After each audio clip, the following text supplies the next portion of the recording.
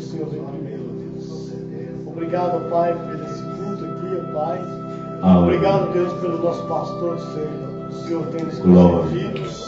Fala na boca dele, ó Deus, segundo a sua vontade, Deus. Te peço que abençoe, Pai, os ofertantes, Deus, que foram colocados aqui, ó Deus, dízimo. Abençoe cada um, no nome do Senhor Jesus Cristo, Pai. Toma o controle, Pai, desse culto, Deus. Peço, em nome do Senhor Jesus Cristo. Amém. Amém, Senhor. Com as cabeças inclinadas, somente crê que tudo é possível. Aquele que crê. Somente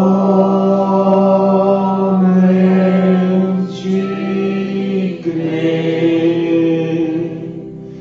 Somente crê. Tudo é possível, somente crer, somente crer, somente crer. Tudo é possível, somente crer. Senhor, diante do Senhor, nós pedimos por Tua graça. Não temos nada nas mãos. Pedimos ao Senhor que venha trazer aos nossos corações uma porção da Tua palavra. Diante do Senhor nós viemos para cultuar o Santo nome. E pela graça do Senhor nós estamos aqui. Não pelos nossos méritos, não pelas próprias forças, mas através da graça do Senhor. Fortifica-nos, ó Pai. Aleluia. Fortifica-nos Glória a Deus. A cada instante. Obrigado, Senhor. Abençoa-nos. Estamos próximos à Santa Ceia. Verdade. Domingo já é a Santa Ceia. Domingo estaremos reunidos para lembrarmos do Senhor na comunhão, no partir do pão. Senhor Jesus, que a graça imensa, que o sangue do Senhor Jesus Cristo possa vir e nos purificar, nos limpar de todo o pecado. Cura, Senhor, liberta. Abençoa esses irmãos daqui de Ibirité.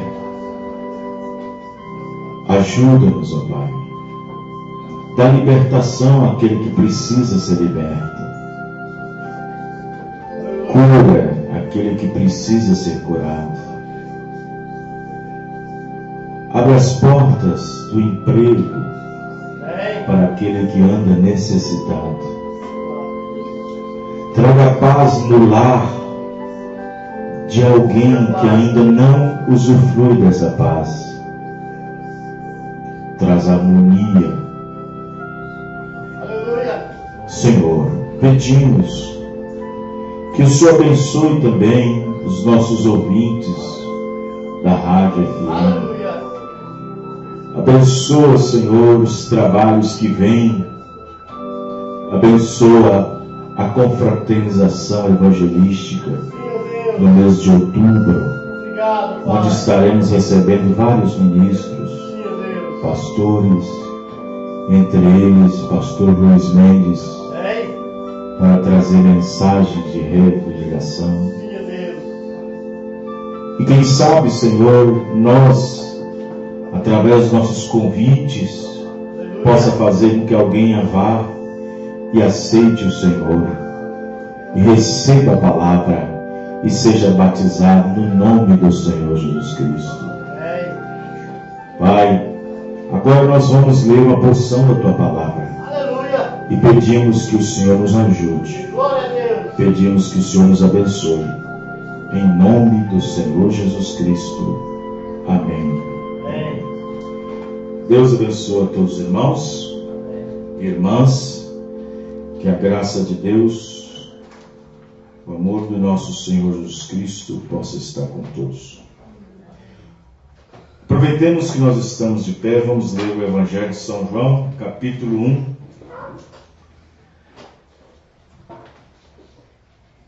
Versículo 6, apenas o verso 6.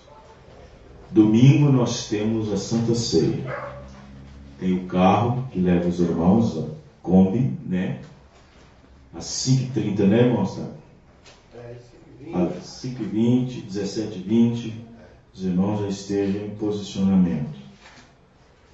Nós vamos ler o livro do Evangelho de São João, capítulo 1, versículo 6. Vamos falar um pouquinho sobre a promessa de um profeta que Deus tem nos enviado nesta última era. São João, capítulo 1, verso 6. Os irmãos já acharam? Houve um homem, não uns, um homem, enviado de Deus, não enviado do seminário, não enviado da escola de teologia, enviado de Deus, cujo nome era João. Senhor nosso Deus, Pai Celestial, aqui temos uma porção da Tua palavra. Abençoe-nos, ó Pai. Que a graça do Senhor possa nos tomar nessa noite. Amém. Que a palavra, Senhor Deus, possa entrar dentro dos nossos corações, fazer guarida e morar dentro da nossa alma. Ó Deus, porque o Senhor Jesus Cristo disse: aquele que ouve minhas palavras e aguarda. Ó Deus, devemos não somente ouvir, mas guardar a sua palavra. Para não pecar, disse Davi, contra ti. Ajuda-nos, ó Pai, no nome do Senhor Jesus Cristo. Amém. Os irmãos podem se assentar. Muito bem. Ontem nós tivemos o batismo da irmã Paula, filha da irmã Roseli. Está ali atrás ali. Irmã Paula, fica de pé, irmã Paula. Isso, irmã Paula. Deus abençoe. Mais uma pessoa, mais uma alma para o Senhor Jesus Cristo. E se Deus permitir, nós teremos mais. Existem pessoas que estão do outro lado do rádio ouvindo a mensagem. Os seus corações estão persuadidos, estão convictos de que a mensagem é a verdade, mas falta um item, uma palavrinha chamada coragem, para tomar uma posição. E assim não se decidir pela igreja, e nem se decidir pelo tabernáculo, mas decidir-se por Jesus Cristo. Aleluia. Decidir-se pela palavra. Amém? Muito bem. Houve um homem enviado de Deus. Agora, eu quero que os irmãos prestem atenção que quando Deus, toda vez que Deus vai fazer algo nos âmbitos de libertação, julgamento, livramento, toda vez que o povo precisou de Deus, de uma intervenção divina, Deus sempre enviou a sua maneira de intervir e de tratar com o povo.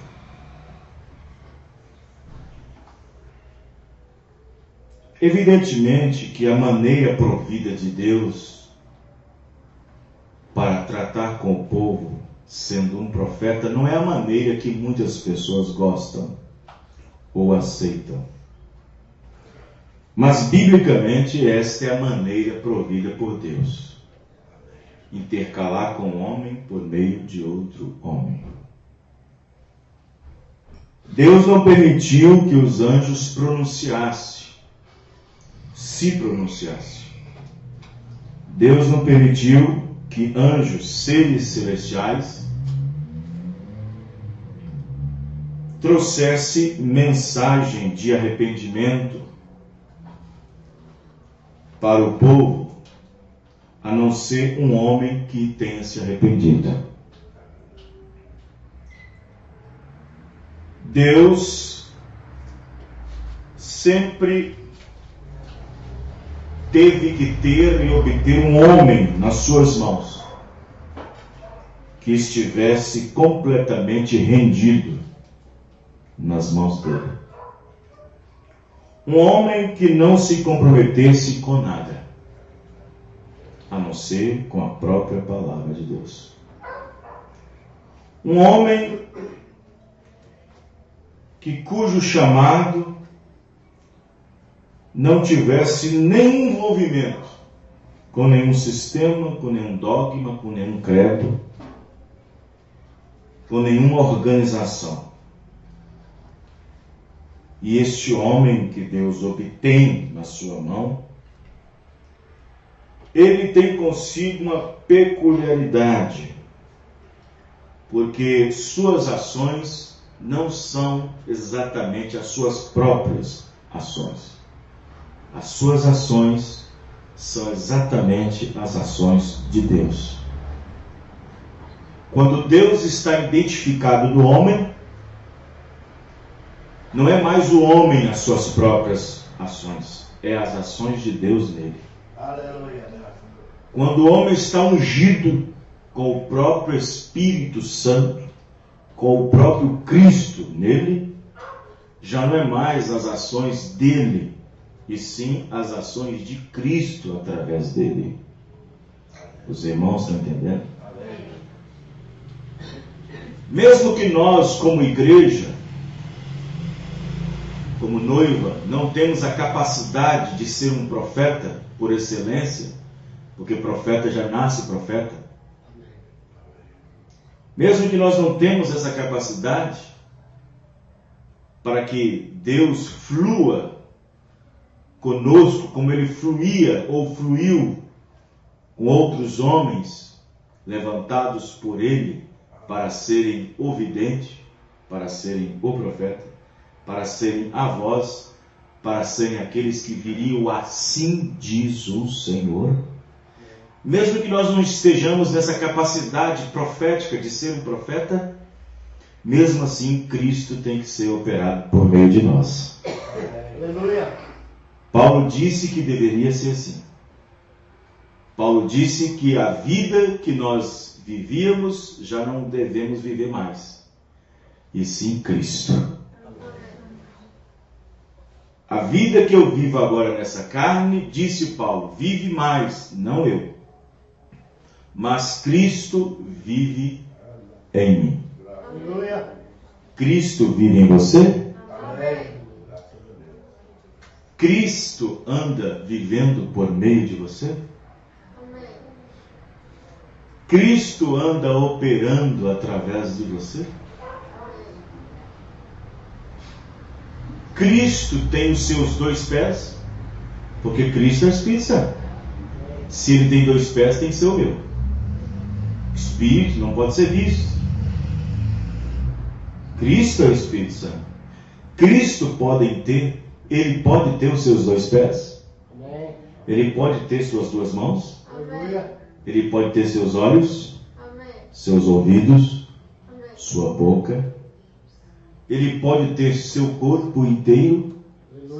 Ele pode ter sua alma, seu espírito. Assim como o homem, quando casa com a mulher, ele a possui.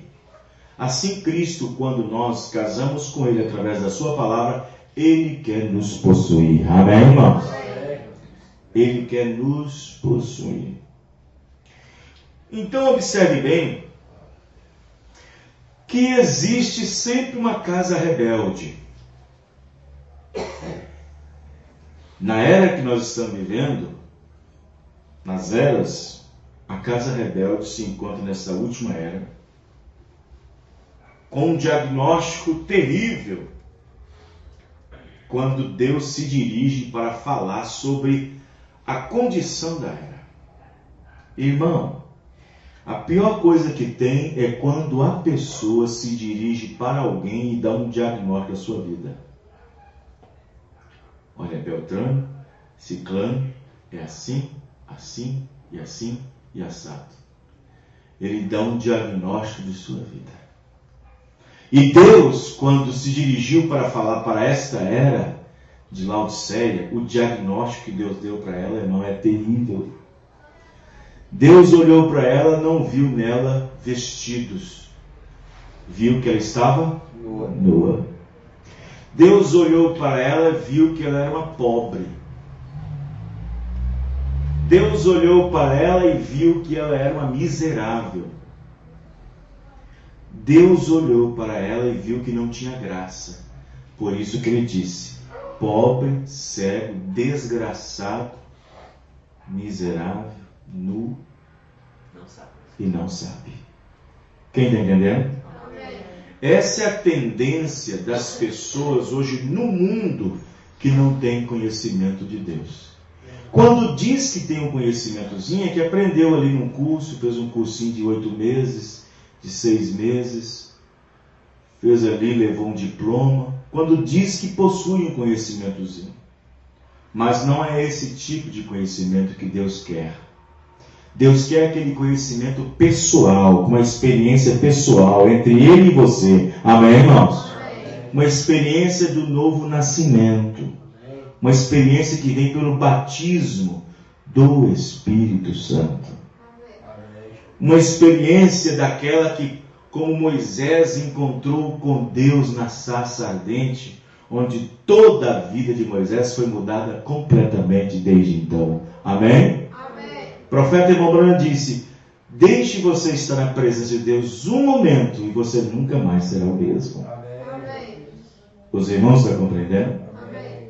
Então esta era de Laodiceia, a qual é a última era que nós estamos vivendo, perante o período gentílico que nós estamos atravessando, nós sabemos que Deus visitou os gentios para tirar do meio dele um povo para o seu nome.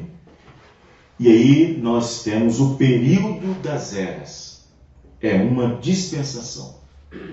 Porém, dentro de uma dispensação, existem 7 dispensações. Uma dispensação que é os gentios. Isso é o todo. E dentro dessa dispensação, 7 eras. Isso quer dizer 7 períodos, nos quais Deus trata com o povo por meio de 7 mensageiros. Amém.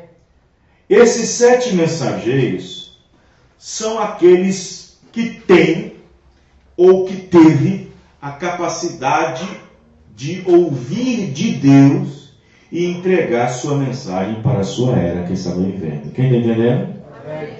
Paulo falou para a sua era, Irineu falou para a sua era, São Martim falou para a sua era, Columba falou para a sua era, Martinho Lutero falou para a sua era, João Wesley falou para a sua era, e William Marion Branham também falou e está falando para a nossa era. Foi exatamente na última era que Deus cumpriu algumas escrituras no tempo do fim, como Malaquias capítulo 4, verso 5, Mateus capítulo 17, verso 11. Nós temos também Atos 3, verso 21. Temos a 1 Tessalonicenses 4, verso 16. Temos Apocalipse 3, verso 14. Ao anjo da igreja que está na Laodiceia, diz o amém. Isto refere-se ao mensageiro. Apocalipse 10, 7. Mas nos dias da voz do sétimo anjo. Também Apocalipse 18, 4. Sai dela, povo meu. Essas escrituras são todas concernentes ao ministério de Elias, que viria na sua quarta manifestação, na última era, aonde também seria manifestado a presença de um profeta, cuja palavra seria manifestada através do mesmo. E a palavra, além de ser restaurada, ela também seria totalmente revelada para nós. Amém, irmãos? Pois não somente a restauração, mas também todos os mistérios que estavam escondidos, pelas quais os reformadores, durante as eras da igreja, quando entrou naquela negridão, desde o quarto século, perderam as fontes, as vitaminas e as doutrinas básicas da Bíblia, principalmente os mistérios, e assim Deus a devolveu nesta última era, através do ministério do sétimo anjo, na qual revelou todos aqueles mistérios que estavam selados com 7 selos. Amém? Então observe bem que em Apocalipse capítulo 3, verso 17, para a era que nós estamos vivendo, diz o seguinte: como dizes, rico sou, e estou enriquecido, e de nada tenho falta. Quem fala isso é a era. A era que diz isso. Mas quem é que fala isso? Nós sabemos que aqui não está falando de alguma coisa capitalista. Nós não estamos falando aqui de dinheiro, nós não estamos falando aqui de capitalismo, como no caso dos Estados Unidos e outros países capitalistas. Nós estamos falando desse tipo de riqueza, ouro, joias, moeda americana, não estamos falando sobre isso. Aqui é no sentido espiritual, quem está entendendo, irmãos? Aqui é no sentido espiritual. Rico sou e de nada tenho falta e estou enriquecido. Está falando da era de Laodiceia, que é a era que se levantou através do igrejismo. É a era em que a vinda dos dons carismáticos na igreja, a era do tempo da restauração, as igrejas cresceram de maneira tão grande ao ponto delas construírem escolas, seminários, a ponto de mandar seus ministros para serem doutores para isso, doutores para aquilo. E quando eles conquistaram essas coisas, eles então olharam para aquilo que Deus enviou e disse: nós não precisamos disso, nós somos enriquecidos, rico nós somos. E quando eles fizeram isto, bateram a porta na cara do Senhor Jesus Cristo, e Jesus, a palavra, ficou do lado de fora, tentando entrar, batendo na porta. E eles não quiseram abrir. Os irmãos estão entendendo? Amém. Todo lugar onde a mensagem para esta última era não é recebido, é a porta que foi fechada. Quem está entendendo, irmãos? Não importa se a porta é batista, a porta é metodista, não importa se a porta que ele bate é presbiteriana, batista, metodista, católica, não importa qual porta tenha batido a porta na cara dele. Qualquer igreja, ou qualquer pessoa, ou qualquer sistema, ou qualquer organização que rejeita aquilo que Deus está fazendo, ele tem colocado Jesus Cristo do lado de fora. É a era de Laodiceia. Quem está entendendo, irmãos? Amém. Eu já sou batizado, eu já sou membro, eu já tenho 20 anos de igreja, eu já tenho meu pastor, meu pai nasceu nela e minha mãe também, meus tios morreram nela, meu avô também, e é aqui que eu nasci, é aqui que eu vou morrer. É a mesma coisa da Igreja Católica. Quem está entendendo, irmãos? Os irmãos estão compreendendo? É aqui que Deus tem me abençoado, é aqui que eu me casei, é aqui que Deus me deu minha casa, é aqui que Deus me deu meus filhos. É assim que a era de Laodiceia se justifica diante de Deus. Mas para aquele que tem revelação, aquele que tem ouvidos, ouça o que o Espírito diz à igreja. Amém, irmãos? Então observe bem que eles bateram a porta na cara da palavra. Bateram a porta na cara daquele que foi enviado. Isto quer dizer que, se eu rejeito aquele que Deus envia, quem é que eu estou rejeitando? Deus. Ao próprio Deus. Suponhamos aqui, eu sou o presidente. Aí eu mando o irmão aqui lá para a Inglaterra para ser o meu embaixador. Ele está sendo o meu embaixador lá. Ou seja, eu não estou lá, mas ele me representa lá. E se o presidente de lá recusar ouvir ele, está recusando ele ou a mim que eu sou presidente? Está recusando a voz do presidente. E Jesus disse, aquele que receber aquele a quem eu enviar, é a mim que me recebe. Amém, irmão? Mas o que foi? Cristo ficou do lado de fora. Quem é Cristo? Cristo é a palavra. Amém, irmãos? Não é William Branham, é a palavra. Então aí vem Ezequiel capítulo 2, verso 5.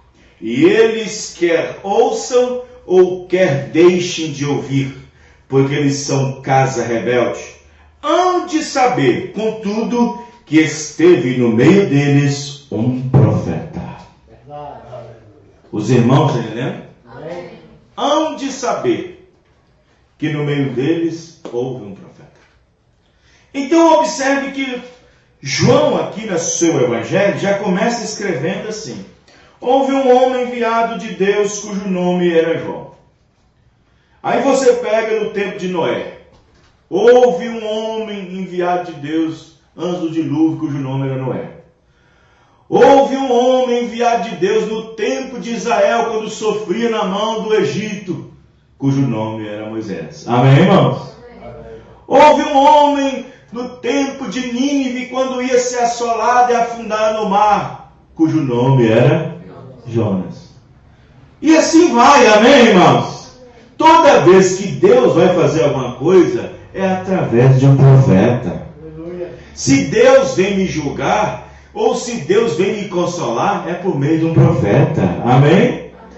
Se Deus traz juízo pelo mundo, através de um profeta. Se Deus cruza o caminho do homem, por meio de outro homem. Deus fez assim, e faz assim, e será assim. Amém? Então observe que no livro de Provérbios, capítulo 29, verso 18, diz o seguinte: não havendo profecia, isto é, profeta, o povo perece. Em outra tradução está escrita, o povo se corrompe. Os irmãos estão entendendo? Amém. Veja como é fácil qualquer segmento na sociedade ou na igreja, como é fácil se corromper rapidamente. Veja como é fácil. Por que toda essa sociedade está corrompida? E por que as igrejas estão corrompidas? E por que mesmo nós na mensagem, tendo tudo na mão, ainda podemos nos corromper? Isso quer dizer que não há nenhuma falha na palavra. Não há nenhuma falha nessa Bíblia. A falha está no homem. Amém, irmãos? Amém. Veja, observe que sem profecia, sem profeta, o povo perece. Quando se fala sem profeta, não é o dom de profetizar. Não é o dom de profetizar. Ele está falando, não havendo profeta, o povo se corrompe. Isso quer dizer que não havendo profeta, o povo está sem direção. Não havendo profeta, o povo não sabe o que fazer. Se você pegar, houve um tempo entre Josué até chegar em Samuel, você vai ver que no tempo dos juízes que estava julgando Israel, a Bíblia diz que não havia visão nenhuma manifesta e o povo fazia o que bem entendia. Os irmãos entendem?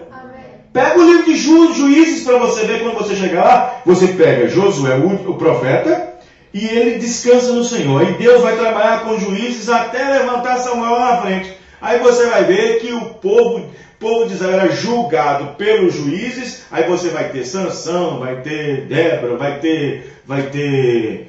ter quem mais?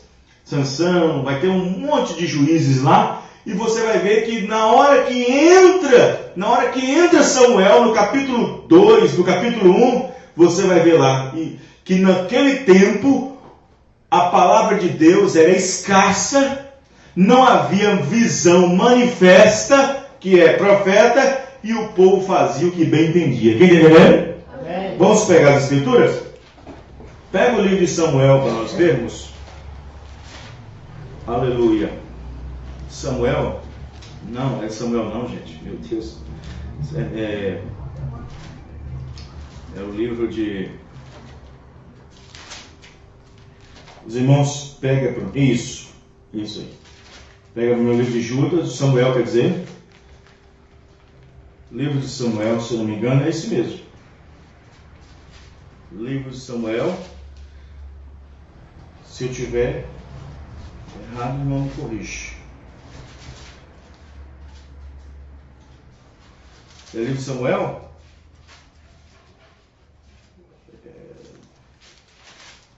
Isso não. É isso mesmo. Não havia visão manifesta. Onde é que está? Então observe bem que todo aquele tempo em que a igreja precisou de uma intervenção divina, Deus sempre falou através de um profeta. Você observa que, sendo que Deus trabalha com sua maneira de falar com o homem, é claro que Deus tem suas maneiras secundárias. Por exemplo, alguém pode ter uma visão, alguém pode ter um sonho, e essa visão pode ser espiritual. Este sonho pode ser um sonho espiritual. Alguém pode soltar uma profecia, e essa profecia pode estar embasada na Bíblia. Porém, visão, sonho ou uma profecia tem que ter a garantia bíblica para poder fazer com que aquilo seja verdadeiro ou falso. Porém, a um profeta, não, porque a palavra vem a ele. Amém, irmãos? A palavra vem a ele. Então, observe bem que quando Deus trouxe a palavra para cada geração, para cada era, Deus sempre traz sua mensagem banhada de sangue. Isso quer dizer o seguinte: misericórdia. Amém. Os irmãos entendendo? Amém. Porque às vezes as pessoas falam assim: peraí, a advertência do Senhor. Peraí, irmão, a advertência do Senhor é a misericórdia. Quem está entendendo? A advertência do Senhor é a sua misericórdia. Se Deus está aqui nessa noite nos repreendendo, isso é o quê? Isso é a misericórdia. Quem está entendendo? Você não toma isso como juízo. Juízo será depois que você não ouviu a misericórdia. Juízo será depois quando você não ouviu a advertência. Então, quando Deus trazia a advertência, aquilo trazia o peso da palavra. E quando o peso da palavra saía e o povo então obedecia, então as pessoas estavam guardadas sob a proteção de Deus. Mas quando aquela advertência não era observada e não era obedecida, eles então colhiam juízo, colhiam julgamento. E a Bíblia diz que é uma coisa horrível cair na mão do Deus vivo. Os irmãos relembram? As pessoas dizem assim, já cai na mão do diabo que é terrível. Cai na mão de Deus é mais terrível que o diabo. Os irmãos relembram? Na mão de Deus é pior. Então você observa em 2 Crônicas 20:20, está escrito assim, e pela manhã cedo se levantaram